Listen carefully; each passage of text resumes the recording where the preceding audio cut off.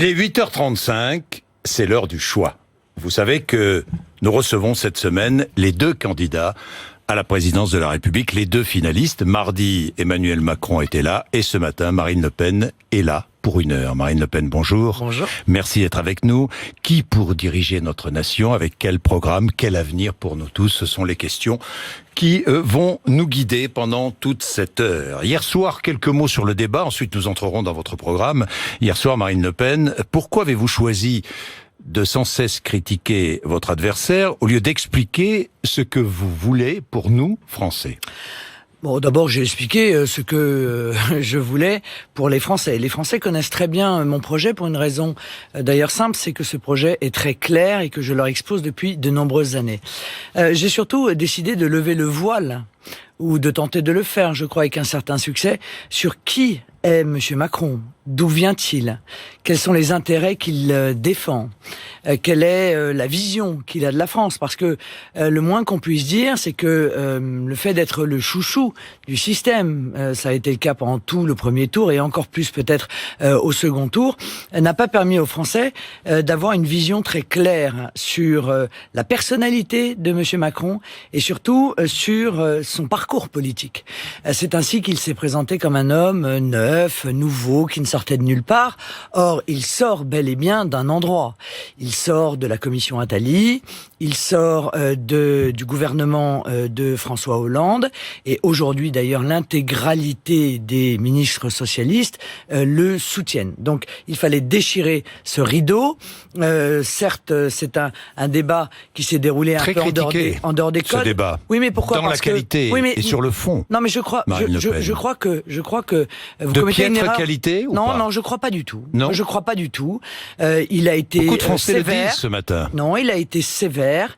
Il était nécessaire qu'il soit sévère parce que, encore une fois, l'enjeu est fondamental. Mais sachez aussi que c'est la première fois qu'il y a véritablement un débat présidentiel avec deux personnes qui ont une vision aussi opposée des choses et du projet à mettre en œuvre. Avant, il s'agissait de choisir entre A et A', quoi. Car en réalité, ils étaient d'accord sur tout. Ils étaient d'accord sur la politique migratoire, ils étaient d'accord sur l'Europe. Là, c'est vrai qu'on est en désaccord sur tout. Et évidemment, sur chacun des sujets, il est apparu que ce désaccord était profond. Et c'est peut-être cela qui a bousculé un peu les codes. Mais c'est important de réveiller les Français, Monsieur Bourdin. Vous savez, parce que moi, c'est ce qui me fait un peu peur, c'est cette petite berceuse, cette petite musique qui précède la disparition. Moi, je ne veux pas que le peuple français se laisse endormir. Je veux le réveiller, je veux qu'il se rende compte des enjeux.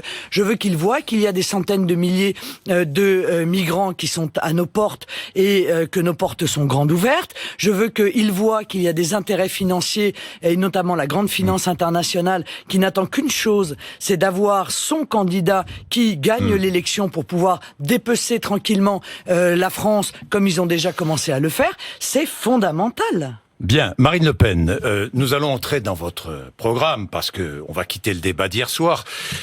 Tout de même, avant de le quitter, je voudrais revenir sur une allusion que vous avez faite hier soir concernant Emmanuel Macron. Est-ce que ce matin, à propos d'un compte en banque que posséderait, j'emploie le conditionnel, Emmanuel Macron aux Bahamas, est-ce que vous accusez formellement ce matin Emmanuel Macron de posséder un compte personnel caché aux Bahamas? Pas du tout, mais si j'avais voulu le faire, je l'aurais fait hier. Bon, alors... Je lui ai posé la question. Je ne veux pas qu'on découvre. Je lui ai posé la question. Est-ce qu'on va découvrir ou pas? Non, est-ce qu'on va découvrir des choses peut-être trop tard qui concernent Emmanuel Macron? Car là, il y a une chose qui est très. Vous avez des preuves, Marine Le Pen? Si j'avais des preuves, je l'aurais affirmé hier. Bon. J'ai posé la question à Monsieur Macron. On n'a même plus le droit de lui poser des questions. Mais si, Bon. mais si. Il a. Est-ce que vous avez des comptes cachés en Russie, Marine? Non, mais j'ai des comptes cachés nulle part. Voilà, que les choses soient extrêmement. C'est ce qu'a répondu Emmanuel Macron. Extrêmement clair. Très bien, parfait. Donc insinuation.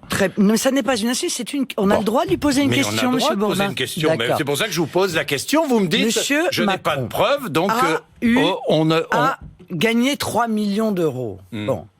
Un certain nombre de questions très précises lui ont été posées sur son patrimoine. Et la question était de savoir s'il a dépensé un SMIC par jour, parce que il a présenté à la haute autorité un patrimoine qui était, je crois, le plus petit de l'intégralité des candidats à la présidentielle. Moins que Nathalie Arthaud. Bon, on lui a posé un certain nombre de questions. Les réponses qui ont été apportées par M. Macron ne sont évidemment pas satisfaisantes. Non, je vous dis ça, Marine Le Pen, parce que 2 heures avant le débat, sur Internet, est parue cette information, selon laquelle Emmanuel Macron posséderait un compte caché aux Bahamas. Et vous savez d'où vient l'information? Il nous a dit non. Vous savez d'où vient l'information? Absolument pas. De Russie. Enquêtez, vous verrez. Enquêtez, vous verrez. Tiens.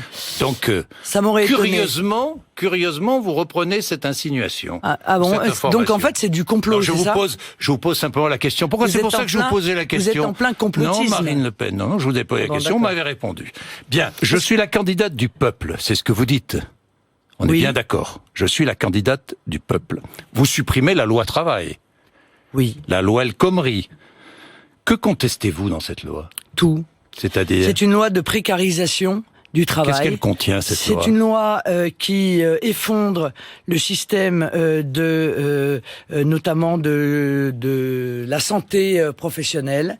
C'est une loi qui permet aux entreprises... Que contient-elle, cette loi? Non mais, Monsieur Bourdin, c'est une loi de précarisation. Et il va en faire... Et pourquoi? Que contient-elle? Parce que... Qu'est-ce qui précarise le salarié? Elle contient des mesures qui permettent à l'entreprise de demander aux salariés une flexibilité, qui est une flexibilité qui touche directement d'ailleurs les femmes, car vous savez très bien... Elle contient l'accord d'entreprise.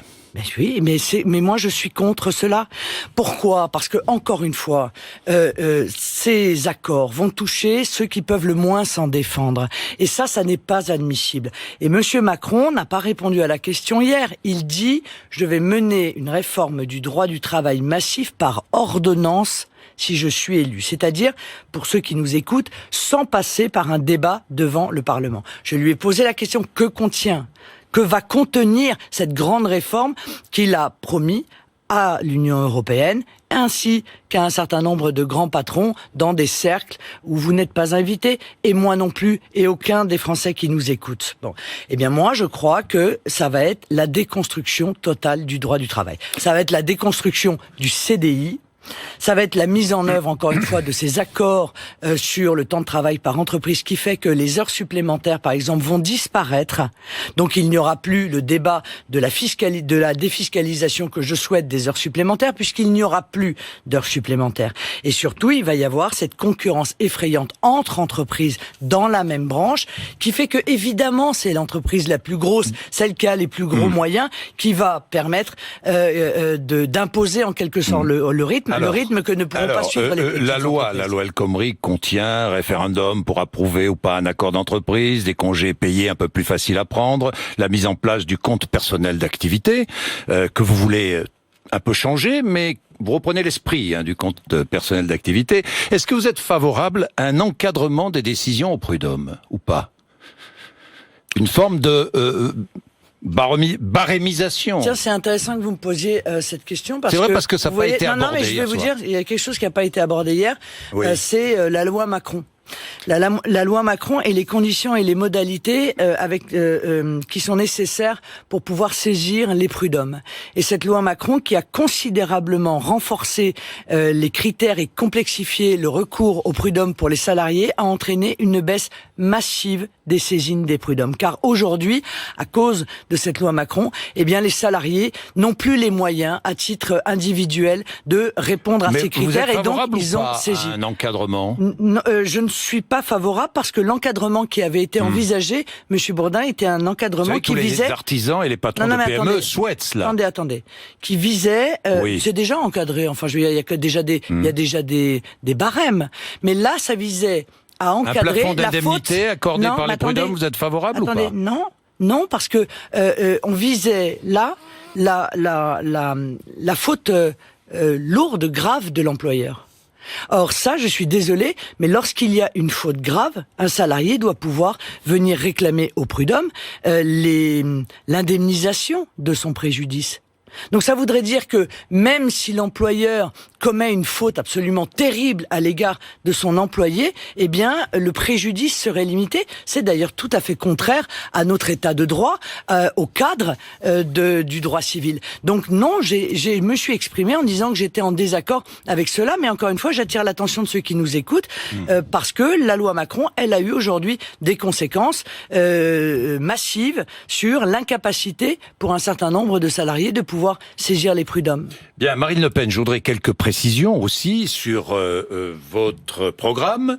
Vous avez annoncé toutes les mesures que vous vouliez prendre. Hier, on a un peu parlé du financement, mais pas suffisamment. Il y a eu entre vous deux un va-et-vient qui était assez difficile à suivre pour les téléspectateurs, je dois le dire, sur le financement de votre programme. Alors comment faites-vous pour financer votre programme ? Comment faites-vous ? Vous savez, tout est sur Internet. C'est pas le cas pour Monsieur Macron. Très honnêtement, moi j'ai entendu beaucoup de propositions. Moi, je voudrais vous entendre. Non, mais je vous dis. On s'en moque. Oui, mais enfin, nous sommes deux dans ce second tour. D'accord, mais moi je veux savoir comment vous financez. Donc moi, clairement, j'ai indiqué l'intégralité des mesures d'économie que je voulais mettre en œuvre et des recettes nouvelles. Il y a donc des économies, notamment sur la santé, non pas sur les remboursements des médicaments, non pas sur l'offre de soins, mais sur des économies de gestion, sur le virage ambulatoire qu'il faut prendre, sur les médicaments génériques, sur la vente à l'unité. Il y a la contribution nette que nous versons chaque année à l'Union européenne, qui est de 9 milliards. 9 milliards, 6, 4, ça dépend des experts. Hein. Marine Le Pen. Bon, on va pas se battre sur les chiffres. 9 milliards. Je ne vais pas me battre sur les chiffres. 9 milliards. Alors allez-y. Voilà. Bon, mettons 9 milliards. Il y a si la vous voulez. suppression de la directive détachement des travailleurs, car il faut dire une chose, c'est que c'est non seulement une concurrence déloyale à l'égard de nos salariés, cette directive détachement des travailleurs, mais c'est aussi une perte sèche pour l'État, puisque les charges ne sont pas payées comme elles le devraient à l'État français, et donc c'est 2 milliards que nous perdons chaque année. Il y a la réforme territoriale et institutionnelle qui va faire gagner beaucoup d'argent, car vous le savez, je suis pour la suppression des conseils régionaux, je suis pour la suppression des intercommunalités. Nous conservons les mairies, les municipalités, les départements et l'État. Eh bien ça va faire beaucoup d'économies, en l'occurrence 10 milliards d'euros. Il y a le coût de l'immigration, sur lequel, je l'ai dit hier, nous avons été très raisonnables, puisqu'il y a des chiffres qui vont, j'ai envie de dire, de 1 à 10 sur le coût réel que représente l'immigration dans notre pays. Eh bien, c'est 15 milliards d'euros. Il y a aussi la lutte contre la délinquance, parce que la délinquance, elle a un coût qui est important pour la société, 5 milliards. La fraude fiscale des multinationales et la fraude sur la TVA, 15 milliards, ça c'est absolument considérable, notamment par l'intermédiaire de l'optimisation fiscale. Vous savez, c'est le fameux scandale LuxLeaks où nous avons appris que Monsieur le Luxembourg avait été l'endroit le siège en quelque sorte d'accords secrets passés avec des grandes entreprises pour que ces grandes entreprises échappent à l'impôt dans les pays dans lesquels puis pourtant il y a aussi les droits de douane. Elles devraient les droits de douane que vous voulez augmenter. Sur certains produits la contribution sociale on est bien d'accord, hein. La contribution sociale à l'importation, mais la contribution sociale à l'importation, permettez-moi, je ne la mets pas dans les mesures d'économie et de recettes nouvelles pour une raison simple, c'est que je la redépense immédiatement au bénéfice de la prime de pouvoir d'achat que je veux mettre en œuvre, qui correspondra. Si vous taxez les importations. Pardon, je peux aller jusqu'au bout juste pour que les Français comprennent. 80 euros par mois, à peu près 1000 euros par an pour tous ceux qui gagnent moins de 1500 euros par mois, qu'ils soient d'ailleurs salariés ou retraités. Donc c'est une recette, mais c'est une recette qui est fléchée vers le soutien au pouvoir d'achat. Droit de douane donc sur certains produits importés. Tous les produits, quels produits ? Parce qu'on a besoin de précision. Là. Oui, vous avez raison, puisque nous avons pris la décision avec Nicolas Dupont-Aignan de clarifier cette position de mon projet. C'est en moyenne 3%, mais c'est une moyenne. C'est-à-dire que nous déterminons cette taxe en fonction de la concurrence que certains produits font à nos productions nationales, et un certain nombre de produits ne seront taxés à 0%. Lesquels, parce par exemple un smartphone, par exemple. Un exemple qui est un objet, non mais par exemple, taxé ou pas ? Par exemple des productions que nous ne fabriquons pas, par exemple. Un smartphone est taxé, donc. Voilà, car l'intérêt c'est aussi de se servir, donc, si j'ai bien compris, nous importons, nous taxons, de s'en servir comme d'une taxe anti-dumping en réalité. Alors nous taxons le café, les par produits, exemple, on ne fait pas de café. Nous taxons les produits importés. Oui, on met une taxe sur les produits importés. Ça veut dire que nous importons moins, non? Si nous taxons. Mais l'intérêt, c'est de recréer évidemment les conditions de la production Pour vendre nationale. Plus. Bon. Non, donc il y a moins de recettes. Si nous importons moins, il y a moins de recettes, non? Non, la taxe rapporte moins. Si nous importons moins, la taxe rapporte moins. Mais le rêve, parce que si nous importons moins, ça veut dire que nous produisons français, ça veut dire que nous créons de l'emploi français, ça veut dire que les 7 millions de chômeurs, ça veut dire que les 7 millions de chômeurs qui actuellement cherchent un emploi et n'en trouvent pas, eh bien, en trouveront.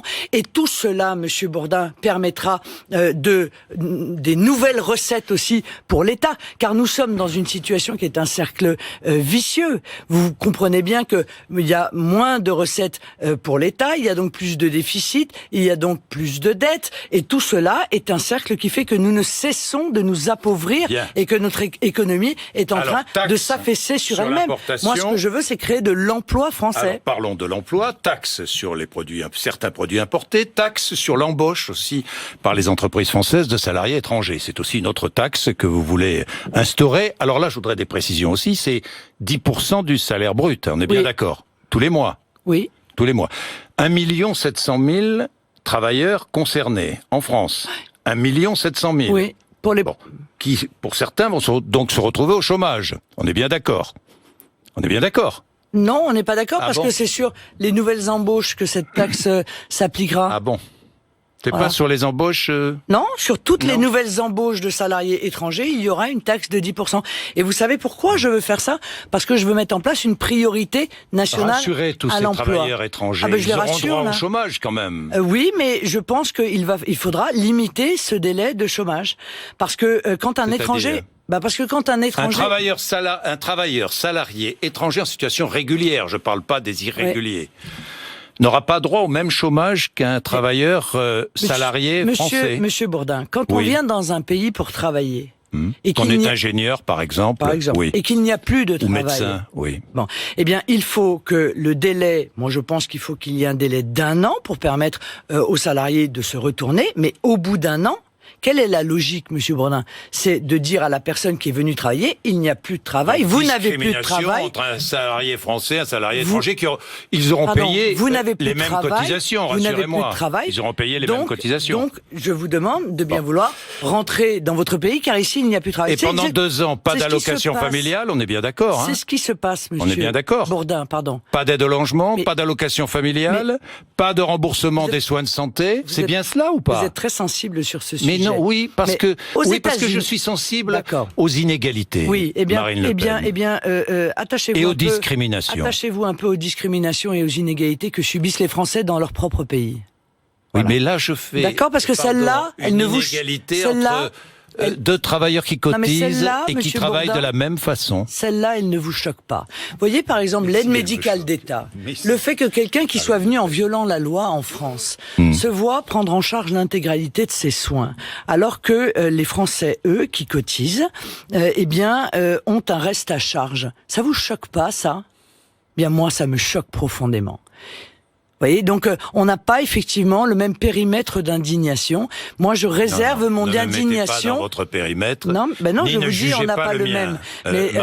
Mais moi, je considère que nous devons réserver notre indignation aux situations d'injustice qui sont commises à l'égard de nos propres compatriotes. Pendant 2 ans, j'y reviens. Je dis clairement, pour ces travailleurs salariés en situation régulière étrangers, pendant 2 ans, pas d'allocation familiale, pas d'aide au logement, pas de remboursement des soins de santé, on est bien d'accord? Pour les nouvelles personnes qui arrivent, oui, on met en place un délai de carence. Bien.